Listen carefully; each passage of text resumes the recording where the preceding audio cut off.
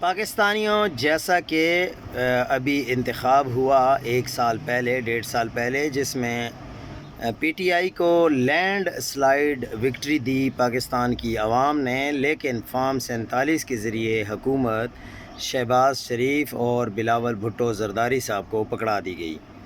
اب anti corruption نے تحقیق کی ہے پی کے 79 کی۔ اس کی جو پریزائڈنگ آفیسر ہیں، فیمیل ہیں، لیکچرر ہیں، انہوں نے اپنا اٹیسٹڈ بیان جمع کروایا ہے۔ وہ فارم 45 جس میں تیمور سلیم خان جھگڑا کے 93 ووٹ ہیں، جبکہ جلال خان کے 0 ووٹ ہیں، وہ میرے ہاتھ کا لکھا ہوا ہے اور میں نے اس پر خود ہی دستخط کیے ہوئے ہیں، جبکہ دوسری کاپی جس میں کمپلیننٹ تیمور سلیم خان کے -33 ووٹ ہیں، وہ میں نے سٹیمپ نہیں کیا اور نہ ہی میں نے سبمٹ کیا ہے۔ الیکشن کمیشن کا کام اس قسم کے ثبوت کے بعد تحقیق کرنا ہوتا ہے، نہ کہ اس کو چھپانا۔ چونکہ الیکشن کمیشن اس پورے پروسیس میں